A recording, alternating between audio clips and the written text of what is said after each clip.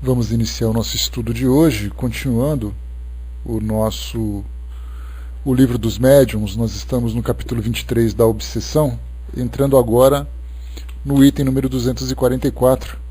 Nós estudamos no 243 e 242 sobre características da obsessão, né, sobre os médiuns, naturalmente.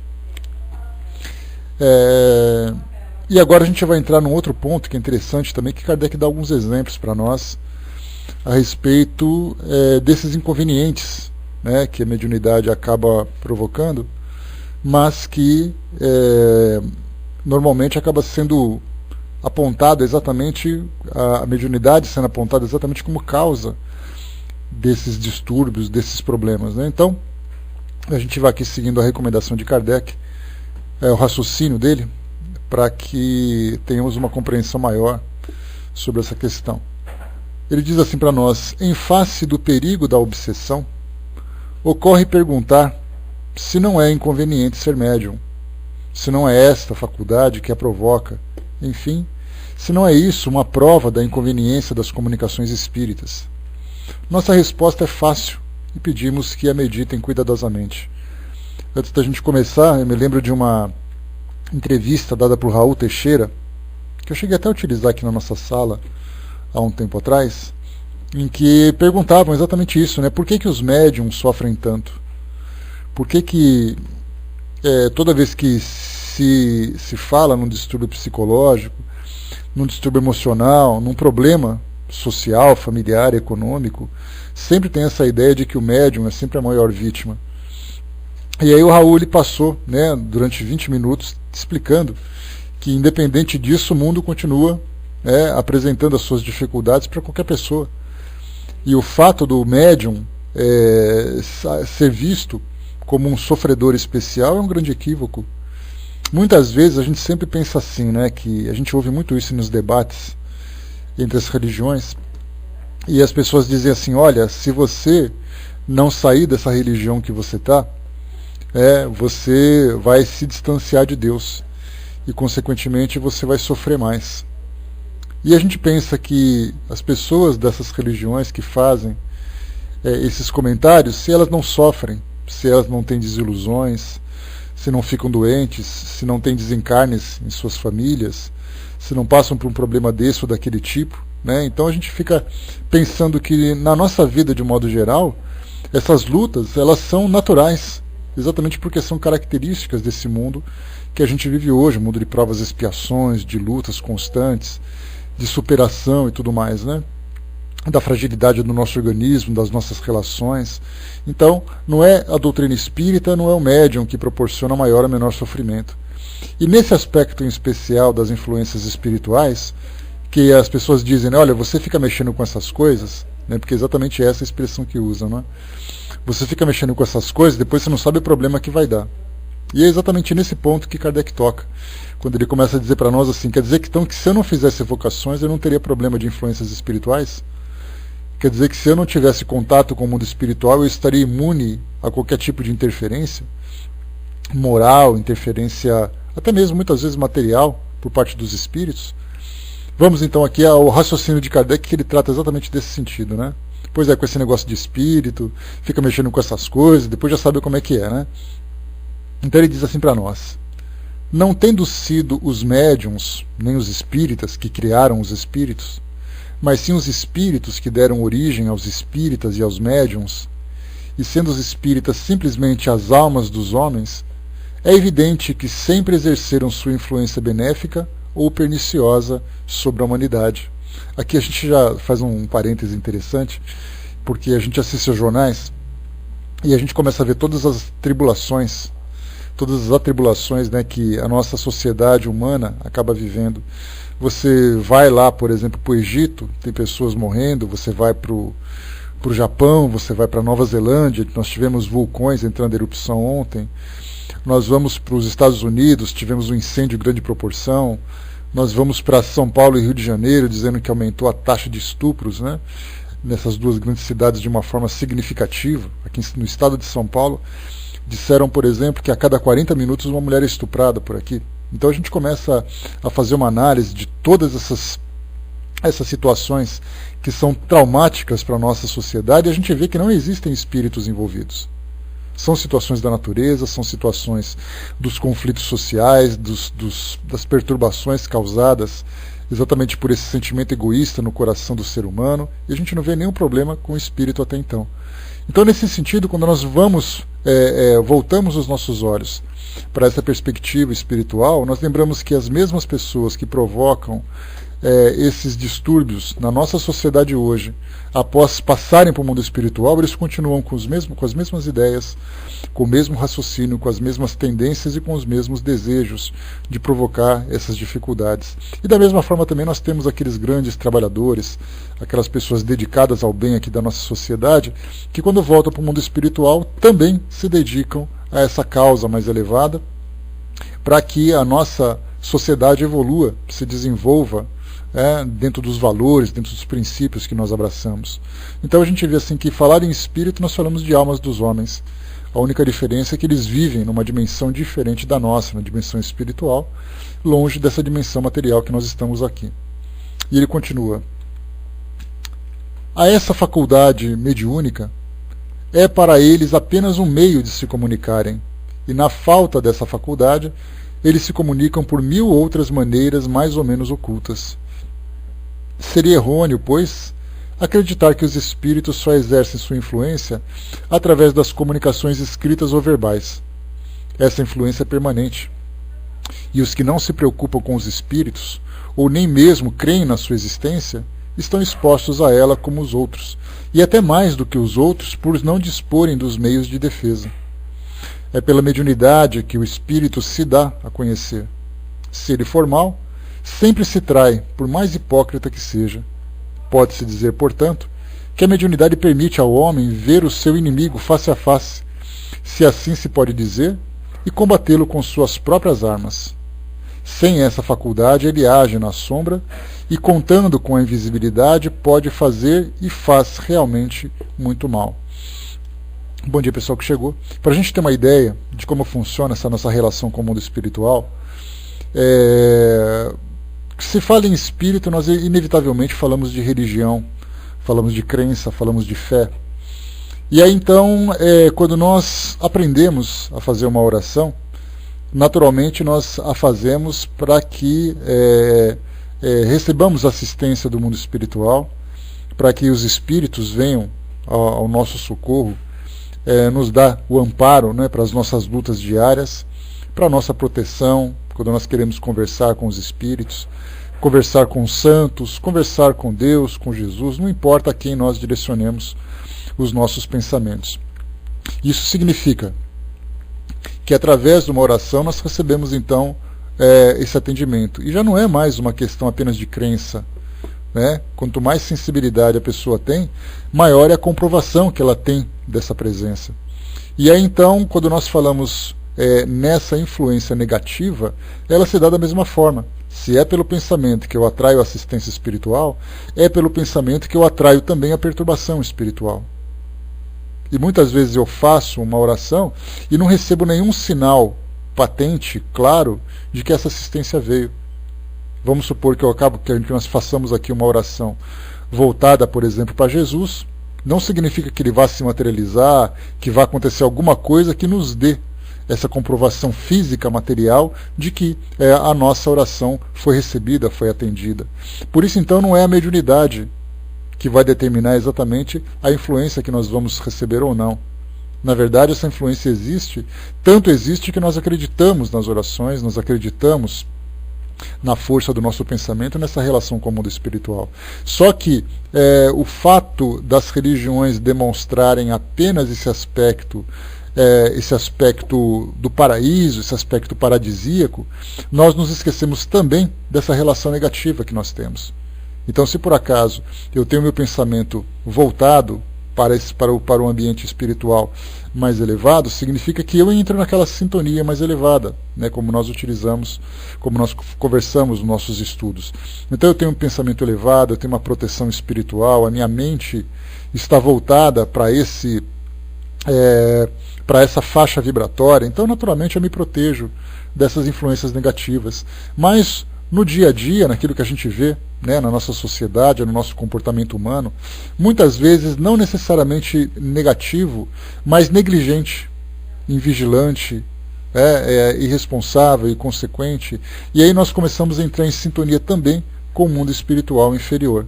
Então a gente vê que, falando do pensamento e falando dessas influências e do amparo e também da interferência dos espíritos, nós não falamos necessariamente de mediunidade. Se eu acredito que um espírito, um santo, Deus, Jesus pode me ajudar, eu tenho que ter essa compreensão de que o mundo espiritual inferior também pode interferir no meu pensamento da mesma forma. Basta apenas que eu entre em sintonia com ele.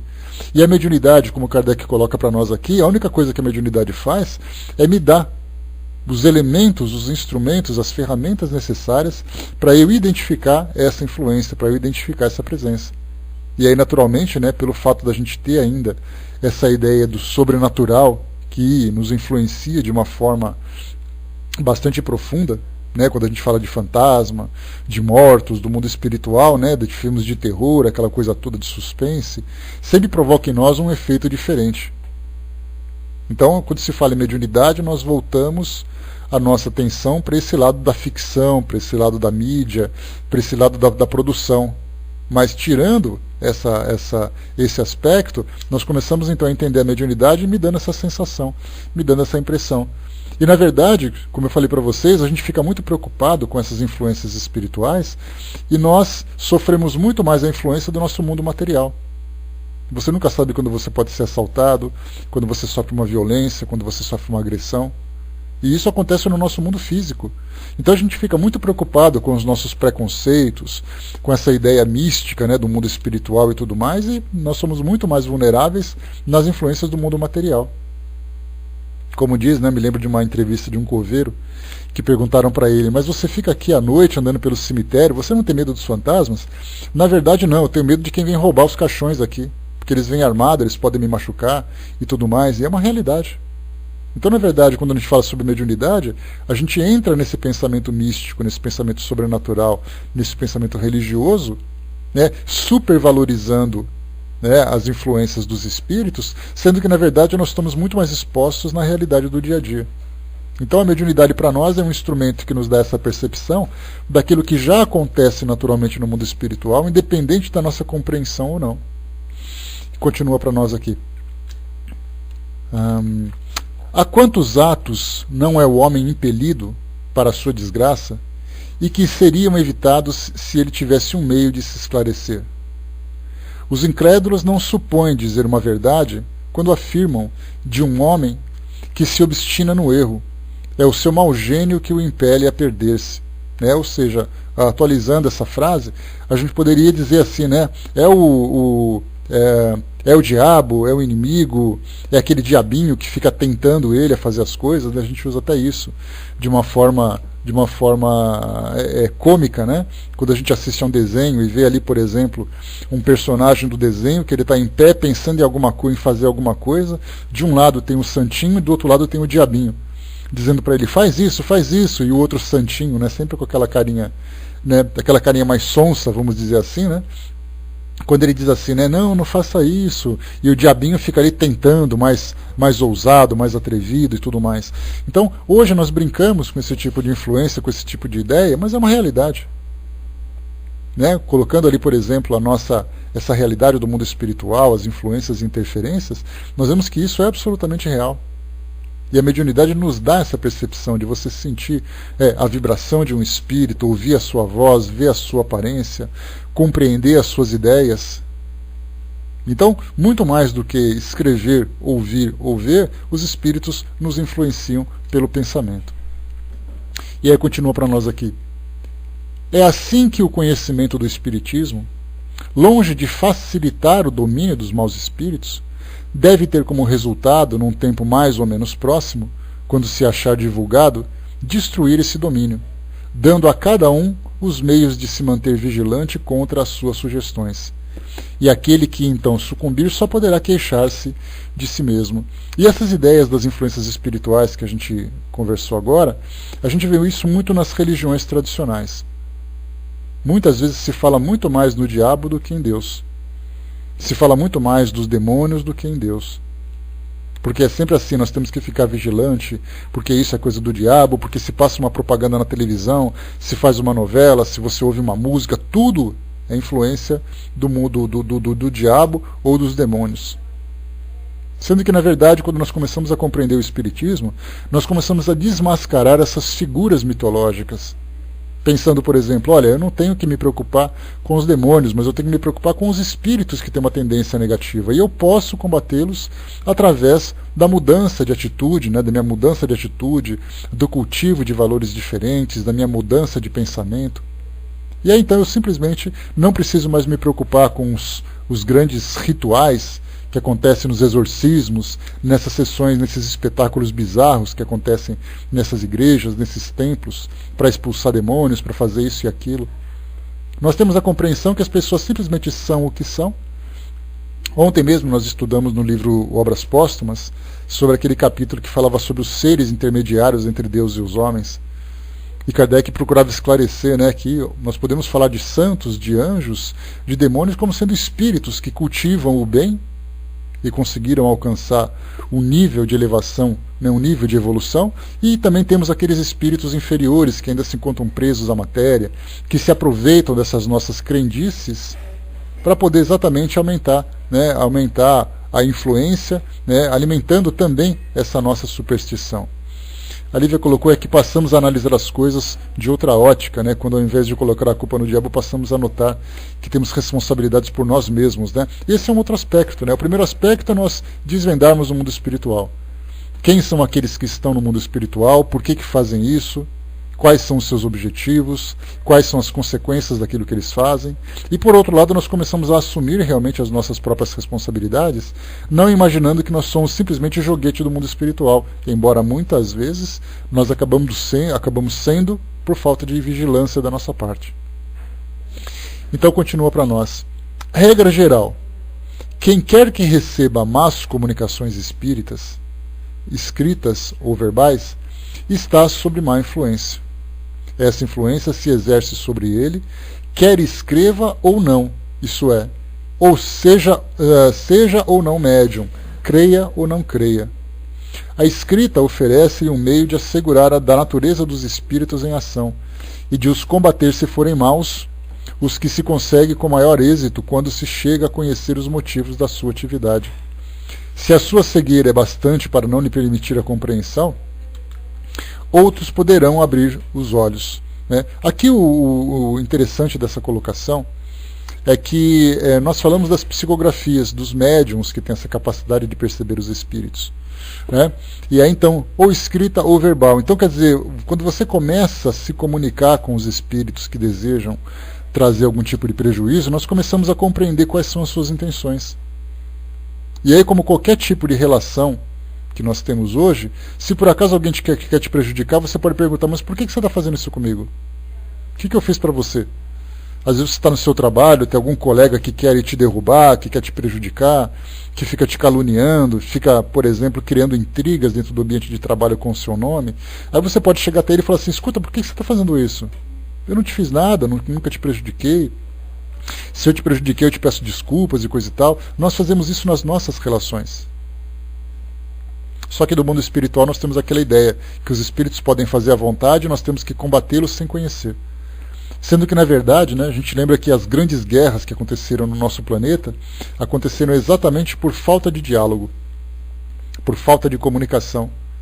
Então hoje nós temos a diplomacia. Quando começa algum tipo de atrito, primeiro se recorre à diplomacia. Vamos sentar à mesa e vamos conversar sobre o problema para tentar achar ali pontos comuns para evitar esse tipo de conflito. Se ele acaba sendo se é inevitável o conflito, ele acaba realmente acontecendo. Nas nossas relações, nós sempre procuramos conversar com as pessoas. É claro que existem aqueles que optam pela violência antes de qualquer coisa. Você fala alguma coisa, ele não vai com a sua cara e de repente começa a te agredir. Isso é natural, acontece no nosso mundo normalmente. Só que com o mundo espiritual nós podemos agir de uma forma diferente, principalmente quando nós nos colocamos numa condição mental diferente daquele espírito. Nós temos ali condições de nos proteger, temos condições de fazer ali as nossas comunicações, de solicitar a assistência do plano espiritual, exatamente para poder romper com essa influência que exercem sobre nós. Então aqui coloca para nós, né, que a escrita, por exemplo, oferece o meio de assegurar da natureza dos espíritos em ação e de os combater se forem maus. E aí nós temos aquelas psicografias, as psicofonias que acontecem dentro de casa, como também aquelas que acontecem dentro das instituições, que é o local mais seguro, sem dúvida nenhuma, para esse tipo de trabalho. Se você sente o mal-estar, se você percebe que essa influência é negativa e ela vem te prejudicando constantemente, a pessoa vai a um centro espírita e fala assim, olha, eu acho que eu tenho um problema obsessivo. E aí então ela é submetida, né, a um tratamento espiritual, muitas vezes é levada à reunião mediúnica para que possa passar pelo esclarecimento, assim como também esclarecer o próprio espírito, sem aquela ideia da violência, da truculência, como normalmente acontece. Você vai num ambiente religioso e diz assim, olha, eu acho que tem um demônio aqui perto de mim, então vamos expulsar esse demônio. Sendo que, na verdade, essa aproximação se deu exatamente pela atitude mental do próprio obsedado. Vamos em frente aqui. Em resumo, o perigo não está no espiritismo, desde que este pode, pelo contrário, servir-nos de controle e preservar-nos do risco incessante a que nos expomos sem saber. Está na orgulhosa propensão de certos médiuns a se considerarem muito levianamente instrumentos exclusivos dos espíritos superiores, e na espécie de fascinação que não lhes permite compreender as tolices de que são intérpretes. Mas mesmo os que não são médiuns podem se deixar envolver. Aqui ele começa a dizer que muitos médiuns que começam a estabelecer comunicação com o mundo espiritual, mas sem o equilíbrio, sem as medidas de segurança necessárias, sem dúvida nenhuma acabam se expondo a esse tipo de interferência. É a mesma coisa, vamos supor que você queira, por exemplo, começar a trabalhar num serviço social para atender moradores de rua. Aí você vai até uma instituição, você se cadastra, e aí então você sai à noite, conversando com pessoas em lugares que são perigosos, em lugares que são isolados, e aí então você vai com toda a sua boa vontade, mas sem nenhum tipo de prudência, sem nenhum tipo de cuidado, sem nenhum tipo de vigilância para que você possa se proteger, sabendo que a nossa sociedade hoje ela traz esses perigos, que as grandes cidades trazem esses inconvenientes. Então você se expõe naturalmente àquele tipo de problema e aí sofre as consequências, muitas vezes até de uma forma fatal, infelizmente. Como a gente vê que tem muitas pessoas que trabalham nesses serviços sociais e acabam se envolvendo em situações que acabam chegando a um termo bastante doloroso, bastante triste. Então, é exatamente isso. Quando você se envolve com uma tarefa, é importante que você tenha todos os cuidados. É importante que você tenha toda a prudência, tenha o conhecimento, estude, se aprofunde, saiba como lidar com aquela situação. E com o mundo espiritual não é diferente. Já que você se expõe a esse tipo de trabalho, você solicita que os espíritos se comuniquem através de você ou através de nós, no caso de se formos médiums, nós solicitamos que os espíritos venham, mas eu não tomo nenhum tipo de prudência. Então eu abro a porta da minha casa e chamo as pessoas, olha, quem quiser entrar pode entrar. Aí vai entrar qualquer pessoa, vai mexer no teu guarda-roupa, na sua geladeira, vai botar o pé na mesa, vai levar embora da sua casa aquilo que você quer, simplesmente porque você abriu as portas sem nenhum tipo de preparo, sem nenhum tipo de critério de segurança. Então a mediunidade não é diferente de nada que a gente faz no nosso dia a dia. Absolutamente. A única diferença é que nós mexemos com aquilo que é considerado sobrenatural pela sociedade. Daí as pessoas têm muito mais medo. E aí então, eu sempre comento isso, que algumas vezes vem aquelas orientações, de que você fazer, por exemplo, uma reunião mediúnica pode ser muito perigoso. As pessoas dizem, pelo amor de Deus, não faz isso que é perigoso. Porque aí você vai mexer com os espíritos, vai acontecer isso, isso e isso. Aí acaba a conversa e a pessoa fala assim, como é que vai ser seu fim de semana? Eu vou para uma balada que vai ser lá num bairro perto da minha casa e eu devo voltar às 4 horas da manhã. Porque a balada vai ser muito boa e coisa e tal. Qual é o maior perigo? De trabalhar com a mediunidade ou de você expor? Imagina a Andréia, por exemplo, com 2 filhas adolescentes, elas falam, mãe, a gente vai dar uma saída e a gente volta às 5 da manhã, tá bom? Porque vai ser muito legal lá na balada que a gente vai. E onde você vai? No baile funk que tem ali perto. O que é mais perigoso, o baile funk chegar às 5 horas da manhã ou você pensar em se comunicar com os espíritos? Então é mais uma vez isso que a gente conversou agora. É a questão do sobrenatural, da forma como a mídia trata esse assunto, da forma como as religiões lidam com a espiritualidade. Enquanto que o espiritismo vem dizer assim, olha, relaxa, Você está conversando com pessoas simplesmente num ambiente diferente, que fazem parte de uma nova realidade, que é aquela que nós, infelizmente, nos distanciamos, né? Ou felizmente, né? Claro. Mas a gente percebe que o perigo, na verdade, muitas vezes bate à nossa porta todos os dias e a gente fica pensando que é o mundo espiritual que traz o maior problema. O que é mais grave? Você pensar num obsessor que se aproxima de você ou um assaltante te abordar na rua e depois te sequestrar? Então a gente vê que o perigo ele existe onde existem relações. Esses perigos naturalmente dentro da nossa sociedade. Então ele pode estar encarnado ou não.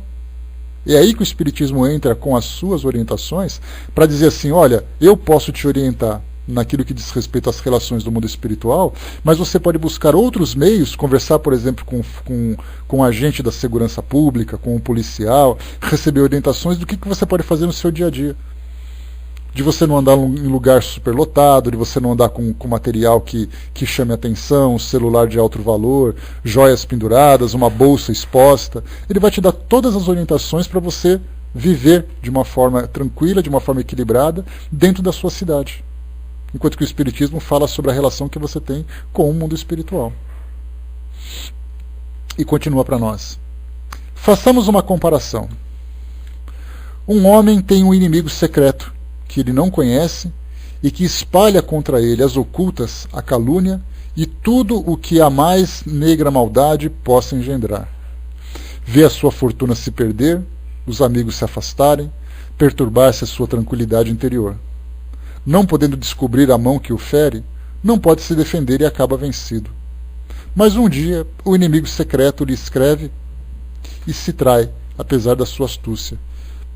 Eis descoberto o inimigo, que agora pode fazer calar e com isso se reabilitar. Esse é o papel dos maus espíritos, que o Espiritismo nos dá a possibilidade de descobrir e anular. Então aqui a gente começa a ter essa percepção do mundo espiritual, essa compreensão de que os espíritos buscam vingança, de que os espíritos buscam a brincadeira, buscam a satisfação egoísta, se utilizam desse anonimato para poder influenciar as pessoas, independente da sua religião, independente da sua idade, independente do local onde ele viva. As coisas simplesmente acontecem porque nós estamos envolvidos uns com os outros nessa vida de sociedade. Nessa vida de sociedade, muitas vezes em dimensões diferentes, inclusive. Continua para nós aqui, 245. Os motivos da obsessão variam segundo o caráter dos espíritos. Às vezes é a prática de uma vingança contra a pessoa que o magoou na sua vida ou numa existência anterior.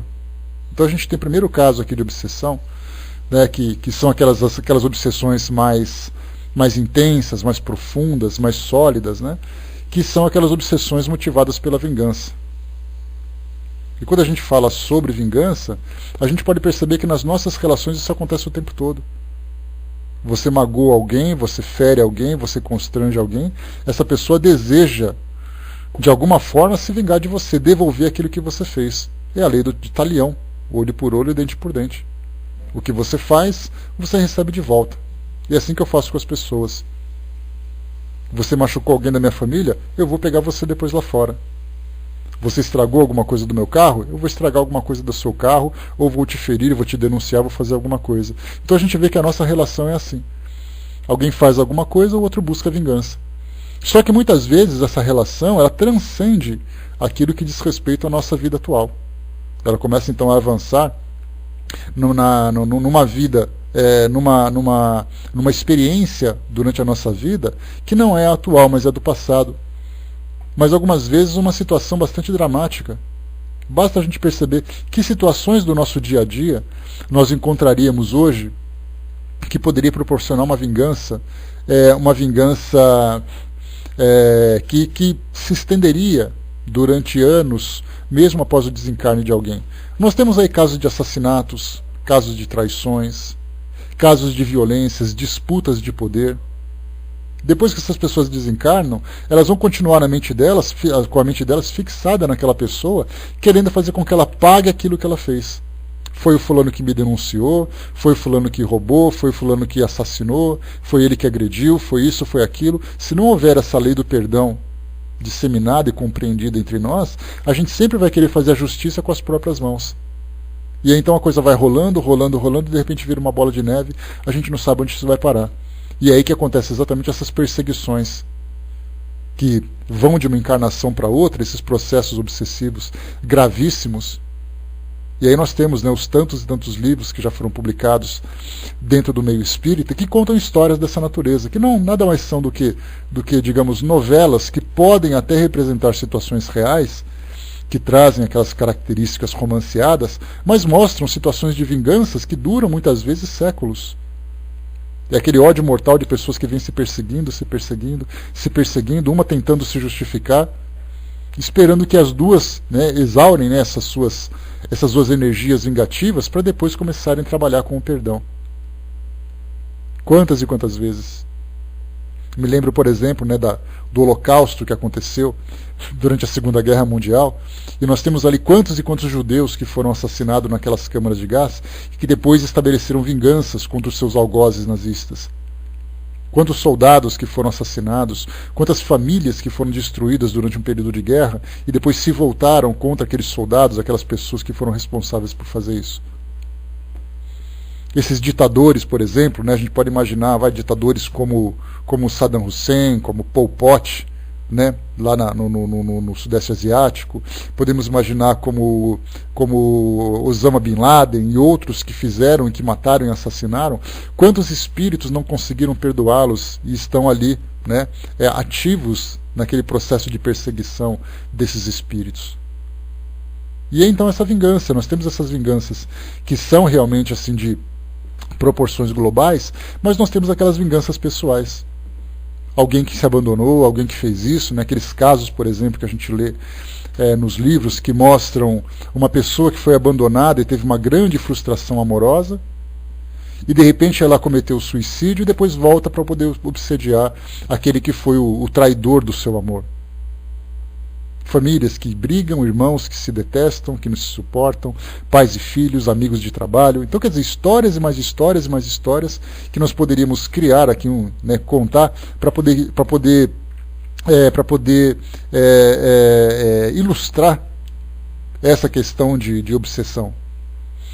O Fristone colocou nas ações genocidas do complexo político-militar, não só nos Estados Unidos, né, o Fristone, basta a gente olhar, por exemplo, aqui no Brasil mesmo, né, imagina as histórias que são contadas a respeito do período da escravidão, da ditadura militar. A gente não precisa olhar o jogar pedra no telhado do vizinho, não. Nós temos a nossa própria história.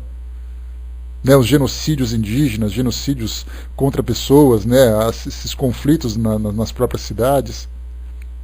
Tudo isso a gente mostra que são processos, né, que além dessas questões dos assassinatos, o próprio ódio das relações entre as pessoas. O Osterfal colocou, né, vem do umbral para cá para se reabilitar, né, e por suas próprias construções voltam para lá. E às vezes volta até uma parte mais densa. Né? Sim, ele pode até piorar a sua situação, né, porque a gente tem assim, olha, a sua programação reencarnatória vai ser, por exemplo, né, você se relacionar com aquela pessoa novamente, e você vai ter que aprender a perdoá-la. E ele fala, não, pode deixar que eu vou mesmo fazer isso, eu estou disposto. E de repente ele entra em contato com aquela pessoa e aqueles cenários do passado, aquelas situações do passado começam então a se reavivar na sua memória. E é aí então que ele volta novamente a buscar essa vingança. Nós tivemos certa vez, eu já trouxe para vocês aqui essa situação, um centro espírita do Nordeste que filmou, né, e está na internet, eu só não sei onde achar agora, porque já faz tempo isso, filmou uma reunião de desobsessão. E aí então, né, foi com autorização dos dirigentes da instituição, dos amigos espirituais e tal, então ele filmou. E aí então uma pessoa dizia assim, né, não, porque eu vim aqui, né, ele foi uma reunião de desobsessão, a pessoa estava presente, obsediado, e aí um espírito se manifestou, né, através do médium, e ele disse, eu vim aqui prejudicá-lo, porque no passado ele prejudicou a minha irmã e eu não perdoo eles por isso. E aí então fizeram uma regressão de memória naquele espírito obsessor, e ele percebeu que antes dessa pessoa prejudicar a irmã dele, ele tinha sido o algoz daquele que hoje era a vítima. Então a gente vê que as coisas vão se desenrolando. E até mesmo agora, né, que a gente assistiu recentemente, né, o Contestado, Restos Mortais, né? Então, no contestado, a gente tem essa das manifestações dos espíritos que se apresentaram ali através dos médiuns, contando as suas histórias. Quantos espíritos ainda carregavam aquela sede de vingança? De continuar ainda perseguindo, de fazer acontecer. A gente via ali as pessoas que sofriam, que tinham medo do sofrimento, né? Para quem não assistiu, eu recomendei, que passou no Canal Brasil nessa semana que passou, um documentário chamado O Contestado, Restos Mortais. E nesse contestado eles vão contando a história daquele conflito que aconteceu ali entre Santa Catarina e Paraná. E conforme os historiadores, os familiares daqueles que no passado participaram desse conflito, né, pessoas com 90 anos, 90 e tantos anos, né, uma pessoa com 100 e poucos anos contou essa história também, que ela era criança naquela época. Conforme a história ia se desenrolando, cenas, né, manifestações de espíritos foram registrados, de espíritos que participavam de cada uma daquelas etapas. Eles eram religiosos, eram vítimas, eram militares, e a gente via que muitos deles ainda carregavam vivas em suas memórias situações que aconteceram, né? O contestado aconteceu entre 1912 a 1916. Portanto, mais de 100 anos já. Aliás, há 100 anos isso aconteceu. E eles têm vivo até hoje, gritando, sofrendo, perseguindo, jurando vingança contra aqueles que há um século provocaram neles aquele tipo de sofrimento. Então a gente vê que vinganças, né, todos nós temos um motivo para isso. Basta apenas que a gente dê vazão a esse nosso instinto de buscar essa justiça. Mas felizmente nós somos, né, esclarecidos a respeito do perdão, temos novas oportunidades de reconstrução e tudo mais, a gente acaba abandonando essa ideia. Mas nesse mundo competitivo que nós temos hoje, os vencedores se tornam vítimas, aqueles que são os derrotados buscam a vingança. E esses papéis vão se invertendo, existência após existência, sem cessar, enquanto não se estabelecer essa ideia do amor universal entre as pessoas. Então esse é um dos motivos de obsessão que nós temos hoje, das mais variadas situações. E basta a gente procurar no nosso próprio histórico pessoal que nós veríamos que nós teríamos motivos, muitas vezes, para buscar vingança contra alguém, numa maior ou menor intensidade. Mas a gente pensa assim, deixa para lá, porque a gente tem essa compreensão, que cada um vai aprender com seus próprios erros, que nós também erramos e coisa e tal, e aí começamos então a desenvolver em nós esse sentimento do perdão. Mas nem todos pensam assim. Aliás, no nosso planeta hoje, exatamente pelos tantos conflitos que nós encontramos na mídia, nos livros de história, nós percebemos que as pessoas estão longe ainda de compreender o sentido do perdão. Elas perdoam as pequenas ofensas, mas as grandes ofensas elas buscam justiça. E muitas vezes essa justiça transcende para o mundo espiritual, através desses processos obsessivos. E continua para nós aqui outro caso de obsessão. Frequentemente, esses são os casos mais frequentes, né, é apenas o desejo de fazer o mal, pois como sofre, deseja fazer os outros sofrerem, sentindo uma espécie de prazer em atormentá-los e humilhá-los. Aqui é um outro caso que a gente já chegou até a conversar sobre isso. Aliás, é uma situação interessante, né, que a gente ouve. Como eu trabalho com crianças, né, com os meus alunos, a gente conversa, né, com eles e diz assim, olha, eu fui mal naquela prova. E naquela prova eu tirei 2, tirei 3, foi muito ruim. Aí a gente fala, poxa vida, que pena. Aí ele diz assim, mas acontece que a maioria das pessoas também tiraram nota ruim na sala. Aí ele começa a se sentir mais consolado, porque percebe que não só ele foi ruim, mas a maioria também foi. Então ele fala assim, puxa, que sorte, não foi só eu que fui mal, os outros também foram.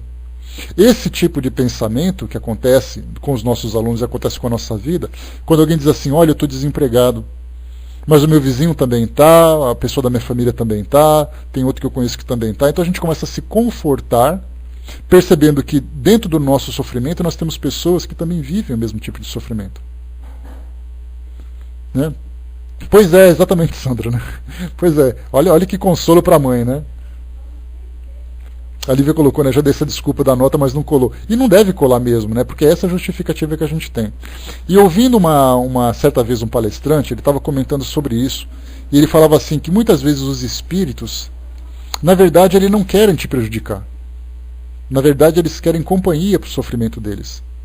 E quando eles te observam numa condição melhor, eles sentem inveja, eles sentem solidão. E aí então a melhor coisa que eles têm é se apegar em você para que você se afunde com ele. Ele não tem aquele pensamento assim, eu preciso fazer alguma coisa para poder crescer e me comparar com aquela pessoa que é feliz. Como ele não se vê com forças para isso, ele acha que é muito mais simples você puxar alguém para baixo do que você puxar alguém para cima, do que você ser puxado para cima. Né? Sandra perguntou, né, como tenho que dizer a ela, né? Para criar vergonha na cara e estudar mais, né, Sandra? Porque é a melhor coisa que a gente faz, né? Porque na verdade a nota baixa que você tirou te pertence, não pertence à sala. E o fato dos outros serem prejudicados, os outros terem se dado mal, não alivia em nada o seu problema, ele continua com o seu problema. Pois é, então ela tem que estudar mais, né, sem buscar essa desculpa de que todo mundo foi mal. Se todo mundo foi mal, significa que todo mundo não estudou. Então que todo mundo estude para tirar uma nota justificável. A menos que o problema não seja com os alunos, seja com o professor, aí já é uma outra história, né? E aqui também tem um outro caso que Kardec coloca, né? Então ele diz assim, ele fala sobre essa questão das influências, né? Muitas vezes você está passando, vê alguém desfrutando de uma felicidade, desfrutando de algum tipo de conforto, de algum tipo de estabilidade, ele diz assim, não, eu quero que, né, eu não estou feliz, então também você não vai ficar feliz. A gente vê muito isso na nossa sociedade hoje. Por que as pessoas roubam, assaltam e machucam? Porque elas não possuem aquilo que os outros possuem. Então, já que eu não tenho, muitas vezes a pessoa, até por aquela certa maldade, ele olha para você e fala assim, olha, eu só vou quebrar seu carro para você deixar de ser besta. Como eu não fui com a sua cara, você vai sofrer aquilo que eu estou sofrendo. Eu não tenho carro, você também não vai ter. Ele pega seu celular e na sua frente ele joga no chão só pelo prazer de quebrar para mostrar aquilo que você não tem mais. Então a gente vê que esse tipo de sentimento, ele faz parte do ser humano. E isso a gente vive todos os dias. Então, como eu falei no início, a gente tem que tirar essa ideia de que o mundo espiritual é mais perigoso do que o mundo material. Sendo que nós estamos expostos aos perigos do mundo material 24 horas do nosso dia. Você dorme, nunca sabe se alguém vai entrar na sua casa, se alguém vai pular o seu quintal, se alguém vai entrar no seu condomínio. Seus filhos vão para a escola, nós saímos para o nosso trabalho, a gente não tem certeza como será o nosso dia, o que vai acontecer. Então a gente vê que da mesma forma que nós somos expostos aos perigos do dia a dia, nós somos expostos também nessa relação com o mundo espiritual pelo simples fato da gente lidar com os seres humanos, embora na condição de espíritos. Então eles têm o prazer de atormentar, o prazer de humilhar. Sofrem, desejam que os outros sofram para aliviar o seu próprio sofrimento. E na verdade é uma grande ilusão. Porque na verdade eles agravam ainda mais, né, de uma forma inconsciente, é verdade, mas eles agravam ainda mais a sua condição, porque eles sofrem, fazem os outros sofrer e se tornam também responsáveis por aquilo que eles fizeram.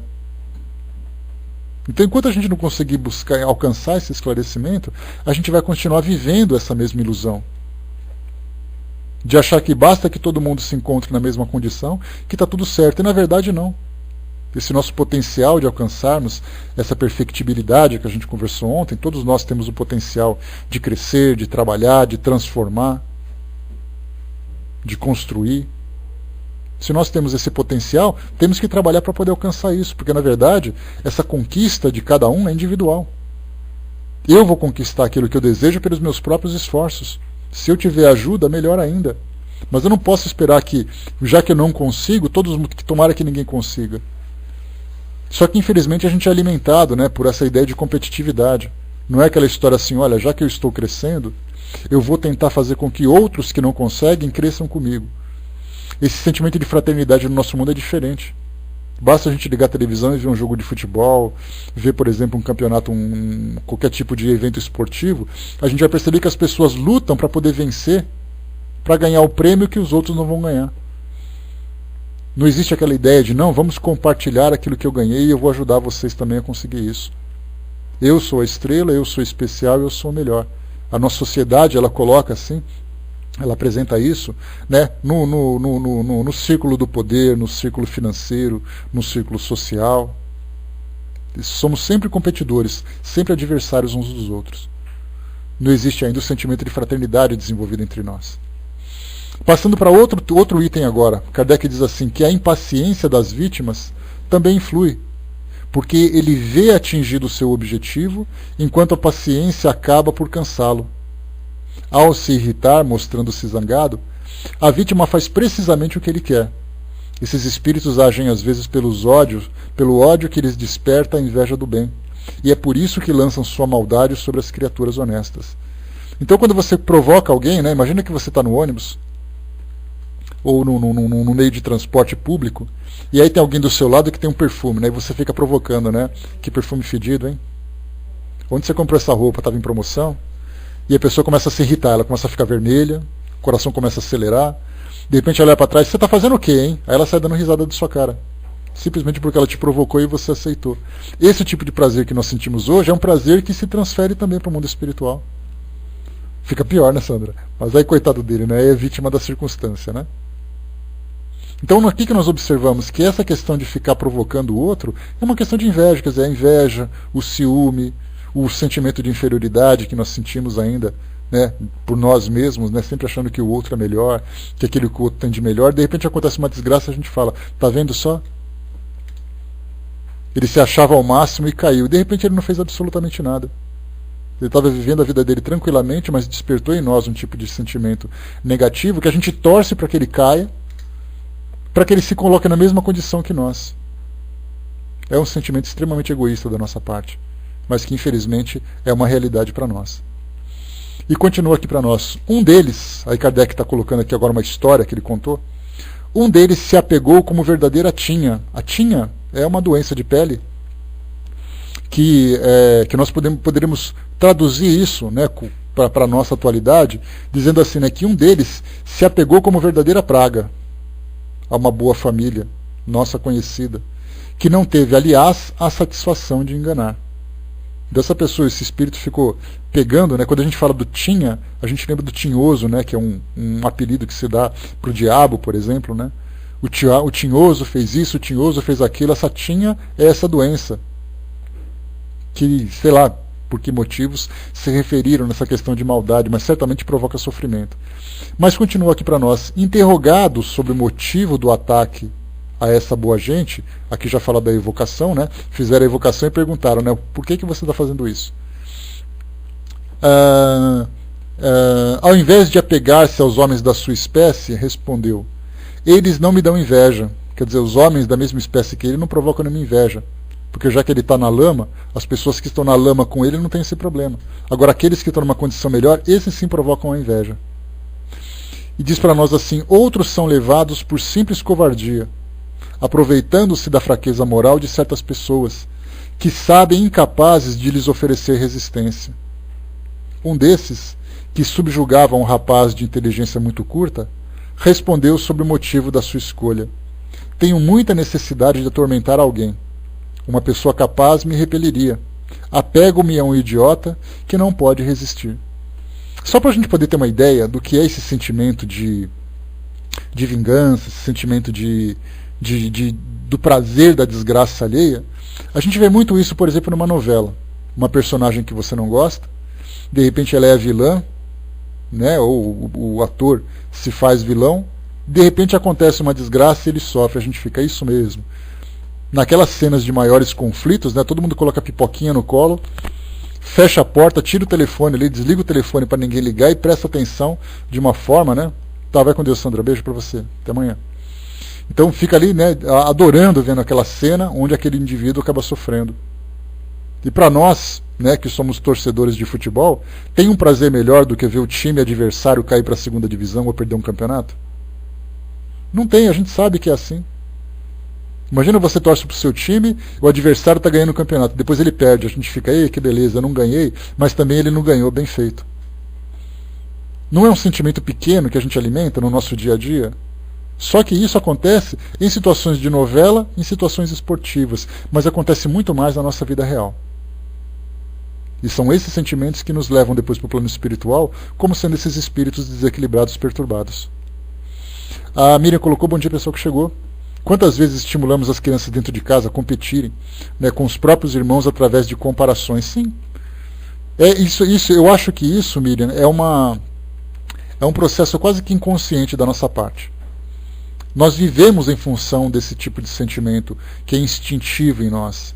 E quando se fala em reforma íntima, que é um processo extremamente profundo, extremamente dramático, né, nós demoraremos muito tempo para poder aprender alguma coisa, para poder mudar esse comportamento. Então nós agimos assim de uma forma inconsciente, e isso depois nos traz consequências no nosso dia a dia, nas nossas relações, e a gente acha que o mundo que está errado. Nós aprendemos a conviver assim, nós aprendemos a sentir inveja, a sentir ciúmes, Aprendemos a disputar espaço, disputar poder.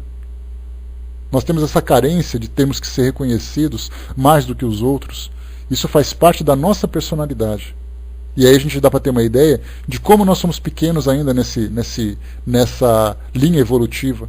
Como atrasado nós estamos ainda. Eu me lembro do que no escotismo, já tínhamos anos atrás, jogos cooperativos para jovens, uma visão nova da sociedade. Eles adoram, o jogo só tem sucesso se todos alcançarem o objetivo, sim. Hoje nós temos escolas, nós temos instituições, nós temos famílias que agem de uma forma diferente, estimulando a competição. Só que para você fazer isso, você tem que quebrar primeiro todo aquele tipo de comportamento natural e padrão que a gente viveu durante a nossa vida toda. E ainda assim a gente acaba estimulando, infelizmente, a competição, que é uma forma de fazer com que as pessoas se sintam estimuladas a evoluir. É um grupo disputando contra o outro, é uma equipe disputando contra a outra. Então existe o trabalho conjunto naquele núcleo, mas na verdade ele está disputando contra o outro grupo. A gente continua ainda naquela ideia.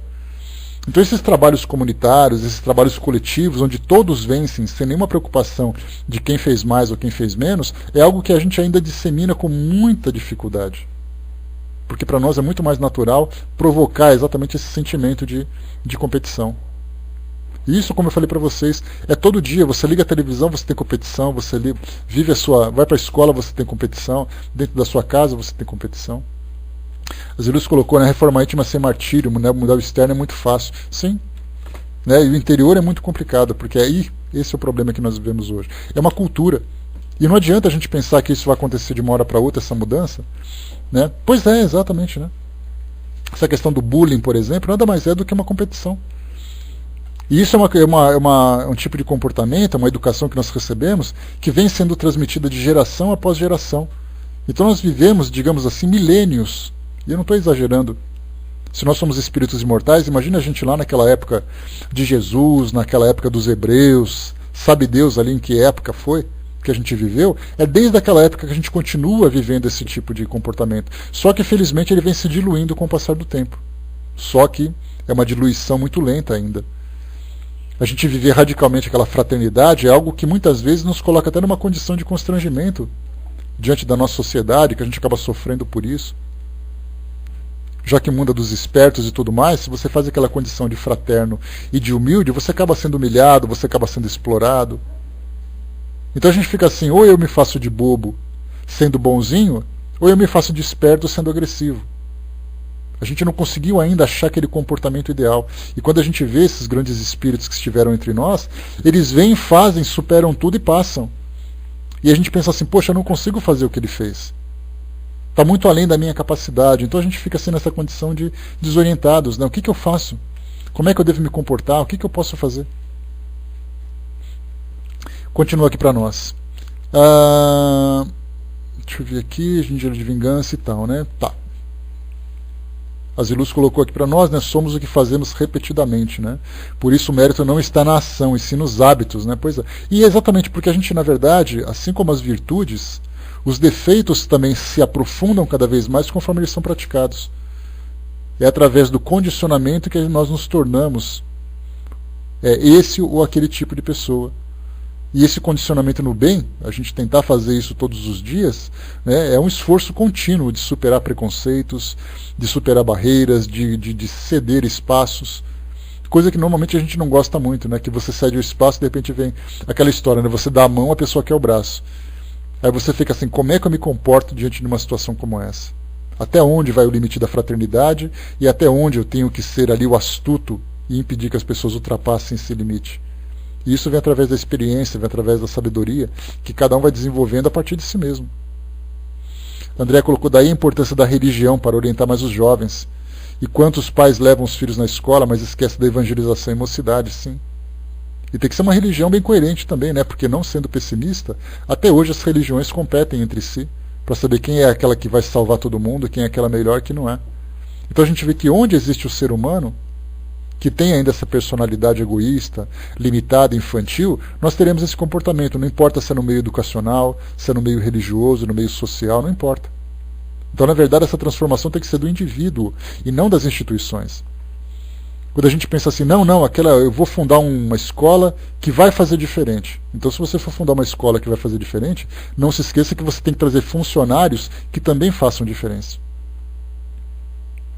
É exato, né, Balk? Desenvolver a religiosidade, não a religião nas pessoas. É um trabalho difícil, a gente vê assim o quão árduo é esse tipo de tarefa que a gente tem que desempenhar, né? Mas a gente não pode, infelizmente, se preocupar com os outros. A gente tem que tentar influenciar, levar o nosso conhecimento, o nosso entendimento, mas a nossa luta íntima é muito maior. Se eu conseguir me educar, ótimo, já consegui avançar. Porque a minha educação vai conseguir influenciar pelo menos aquele pequeno círculo que me acompanha no meu dia a dia. Agora, se eu não conseguir me educar, não adianta eu querer comprar, pagar para fazer direito, porque não vai acontecer. Vamos lá, questão número, obrigado, Cindizinha, 246. Há espíritos obsessores sem maldade, que são até mesmo bons, mas dominados pelo orgulho do falso saber. Têm suas ideias, seu sistema sobre ciências, economia social, moral, religião, filosofia. Querem impor a sua opinião e para isso procuram médiuns suficientemente crédulos para aceitá-los de olhos fechados, fascinando-os para impedir qualquer discernimento do verdadeiro e do falso. São os mais perigosos porque não vacilam em sofismar e podem impor as mais ridículas utopias.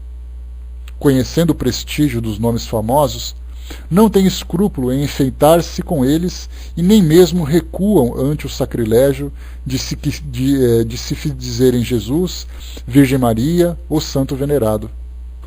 Aqui Herculano Pires faz uma observação a esse respeito. Ele diz assim que Herculano Pires é o tradutor dessa obra, né? Ele diz assim: muitas pessoas aceitam com facilidade as comunicações assinadas por Jesus, Maria, João, Paulo e outras figuras exponenciais da religião e da história, esquecidas das advertências doutrinárias. Mensagens com assinaturas dessa espécie são sempre suspeitas, pois os espíritos que habitualmente se comunicam conosco são, pela própria lei de afinidade, mais próximos de nós. Então, se de repente vem um espírito e se coloca com um título de grande reconhecimento na nossa sociedade, eu tenho que me perguntar o que me torna especial para receber esse espírito. Eu me lembro de uma história que eu vivi, que eu presenciei quando eu era jovem, quando eu era garoto ainda. Eu tinha ali por volta dos meus 12 anos de idade, mais ou menos. Nós fomos a um churrasco na casa de uns amigos que faziam aniversário, e um desses amigos eram médiums, né? Ele já era adulto, né? Já devia ter, para uma criança, né, qualquer adulto, ele tem muita idade, né? Mas eu acredito que devia ter por volta dos seus 28, 30 anos de idade, alguma coisa assim. E aí então começou dentro da própria festa, ele deu passividade para os espíritos.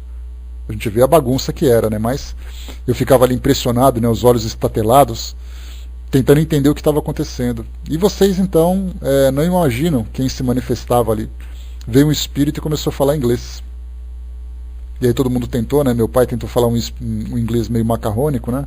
Mas não conseguiu tirar muita coisa. Mas o espírito se identificou como Elvis Presley. E eu morava no interior de Mato Grosso, num churrasco, e eis que o Elvis Presley vai e se manifesta ali. E todo mundo ficou assim: nossa, o Elvis Presley, olha só que interessante, coisa e tal. E de certa forma causou aquele certo burburinho, porque todo mundo começou a acreditar que realmente era ele. Eu, como era criança, ficava só assim, né? Elvis Presley? Quem é Elvis Presley? Eu nem sabia quem era, né? Mas depois de um tempo você começa a crescer, começa o tempo a passar, você fica se perguntando, né? Como é que as pessoas podem simplesmente se deixar levar por essas impressões? Assim como Elvis Presley apareceu para alguém, Jesus apareceu em outro lugar. Maria apareceu mais ali, um outro apóstolo apareceu mais adiante, um outro filósofo apareceu mais longe ainda. Então eles acabam se manifestando, dependendo do ambiente em que você se encontra, e começam a provocar exatamente esse efeito sobre as pessoas, de mostrar, por exemplo, olha só que importante eu sou, e o médium também é importante. E se as pessoas se deixarem levar por essa fantasia, a coisa então desenrola. Desenrola e também acaba se complicando cada vez mais. Então esses espíritos, que são esses pseudo-sábios, que não são necessariamente maus, como eu falei para vocês, mas ele acredita tanto que aquilo que ele pensa é verdadeiro, que ele precisa manifestar isso. Ele precisa dizer para alguém que a verdade que ele possui é a maior verdade. Nem que para isso ele tenha que mascarar a própria identidade. Eu não vou colocar o meu nome próprio porque as pessoas não vão acreditar. Mas como eu sei que a minha verdade é absoluta, se eu colocar o nome de alguém importante, eles vão levar mais a sério. E aí então o médium que recebe diz assim, poxa vida, você viu quem se comunicou através de mim? Foi fulano de tal, olha só a mensagem que ele trouxe. E aí ele traz a primeira mensagem que tem um fundo filosófico verdadeiro, depois ele traz a segunda, a terceira, a quarta, a quinta. Chega uma hora quando ele começa a expressar as próprias ideias, ele começa a cair em contradição. Mas como o médium já está envolvido por aquela fascinação, por aquele espetáculo dele ser tão importante assim, ele já não pensa sobre isso. Aí já não adianta mais você chamar atenção, porque ele diz, ele se comunica comigo já há muito tempo. Então, na verdade, essa astúcia que o médium precisa desenvolver é exatamente preventiva contra esse tipo de influência desses espíritos que se tornam obsessores por serem pseudo-sábios e não obsessores pela maldade e pela vingança. Só que acabam provocando depois uma situação negativa, um constrangimento muito maior. E continua para nós, né, muito estudo, Balk. Mexer com qualquer tipo de relação humana, mexer com qualquer tipo de relação com os espíritos, é necessário esse estudo, essa prudência.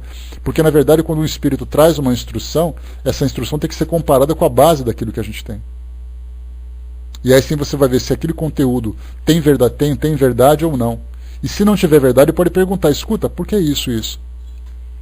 Kardec acabou passando por uma experiência que ele relata no Livro dos Médiuns, na Revista Espírita, quando ele começa a conversar com um espírito que fala sobre a vida dos animais, aquela coisa toda, né? E aí o espírito veio de boa vontade, trouxe ali as suas orientações, e Kardec começou a ficar meio intrigado e começou a perguntar, até colocou o espírito num xeque. E aí o espírito dizia assim, olha, na verdade você me pegou, porque eu não sei te explicar.